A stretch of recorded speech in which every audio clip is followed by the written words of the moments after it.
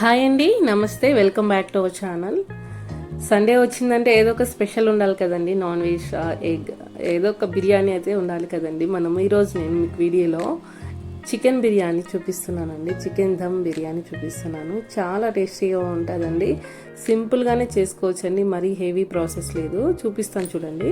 First ఒక బౌల్లో chicken తీసుకొని సాల్ట్, కారం, పసుపు, ధనియా పౌడర్, గరం మసాలా, అల్లం వెల్లుల్లి పేస్ట్, ఫ్రైడ్ ఆనియన్స్, కొత్తిమీర, పెరుగు, పుదీనా ఉంటే పుదీనా వేసుకొని బాగా కలిపి ఒక హాఫ్ అన్ అవర్ ముందు మ్యారినేట్ చేసుకొని పక్కన పెట్టేసుకోండి. ఫ్రిడ్జ్లో పెట్టుకోండి, లేదు అంటే పక్కన పెట్టేసుకోండి ఒక హాఫ్ అన్ అవర్ 1 అవర్. తర్వాత మనం బిర్యానీ చేసే పాత్రలో ఆల్రెడీ ఆయిల్, టమాటో, ఆనియన్స్ వేసి మనము కొంచెం ఆయిల్ వేసి పెట్టేసి ఉంటాము. అందులోనే ఇవి తర్వాత మనము బిర్యానీ చేసే పాత్రలో మ్యారినేట్ చేసుకున్నటువంటి చికెన్ మొత్తం వేసేయాలండి. ఆ బిర్యానీ పాత్రలోనే మనము ఆల్రెడీ ఆనియన్స్, టమోటా, బిర్యానీ దినుసులు వేసి ఫ్రై చేసి ఉంటాము. అందులోకి చికెన్ వేసి బాగా ఉడికించుకోవాలండి. లిడ్ క్లోజ్ చేసి తర్వాత చూస్తే మనకి చికెన్ ఎలా ఉడికిపోయి ఉంటుంది. సో 80% చికెన్ ఉడికితే సరిపోతుంది, కంప్లీట్గా ఉడకాల్సిన అవసరం లేదు. సో తర్వాత మనము చికెన్ ఉడికే టైంలోనే ప్యారలల్గా మనం పక్కన రైస్ను కూడా పెట్టుకుంటామండి.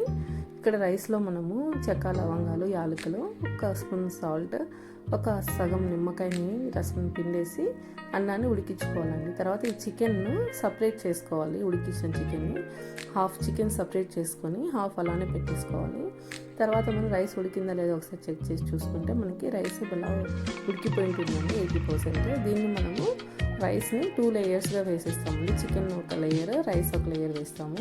తర్వాత సపరేట్ చేసినట్టు చికెన్ ఇంకొక లేయర్ వేసి ఇంకో రైస్ లేయర్ వేసామండి. మొత్తం 4 లేయర్స్ వస్తాయి. తర్వాత మనము పైన ఫ్రైడ్ ఆనియన్స్, కొత్తిమీర, గీ వేసుకుంటాము. నెక్స్ట్ వచ్చేసి ఫుడ్ కలర్ ఏమి యాడ్ చేయట్లేదని నేను పాలలో పసుపు యాడ్ చేసి వేస్తున్నాను. తర్వాత ఇక్కడ మనము ప్యాన్ పైన బిర్యానీ చేసే పాత్ర పెట్టాము. తర్వాత చూస్తే మనకి బిర్యానీలా టేస్టీగా రెడీ అయిపోయి ఉంటుందండి. ఒకసారి చూడండి ఎంత బాగా అయిందంటే, జ్యూసీగా చాలా టేస్టీగా ఉంటుంది. ఇక నేను బాస్మతి రైస్ కాదండి, నార్మల్ రైసే యూజ్ చేశాను. అంతేనండి, ఎంతో టేస్టీగా ఉండే మన చికెన్ బిర్యానీ రెడీ అయిపోయిందండి.